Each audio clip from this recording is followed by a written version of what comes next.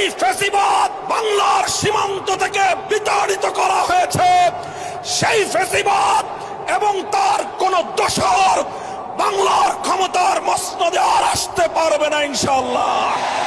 আমাদের সঙ্গে যদি কেউ বিরোধ তৈরি করতে আসেন, আমাদের শান্তিপ্রিয় চলার পথে যদি কেউ প্রতিবন্ধকতা তৈরি করতে আসেন, রাজপথে মোকাবেলা করব আমরা ইনশাআল্লাহ।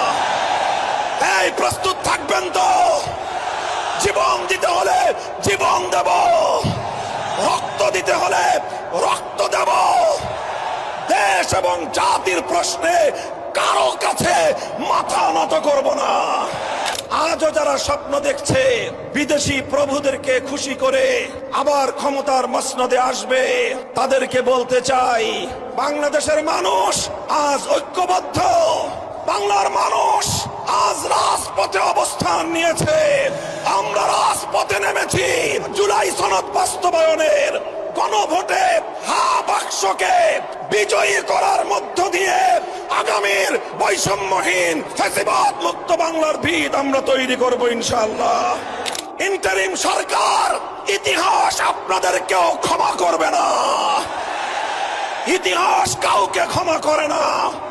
মনে রাখবেন, ইতিহাসের দায়ে পরিশোধ করতে পারবেন না, কলঙ্ক নিয়ে বিদায় নিতে হবে। মাথা নত করেছি একজনের কাছে। কার কাছে? ইনশাআল্লাহ আল্লাহর রহমতে আগামীর বাংলাদেশ হবে ইসলামের বাংলাদেশ। আসসালামু আলাইকুম ওয়া রাহমাতুল্লাহ। আলহামদুলিল্লাহি রাব্বিল আলামিন, والصلاة والسلام على سيد الأنبياء والمرسلين وعلى آله وأصحابه أجمعين. أعوذ بالله من الشيطان الرجيم.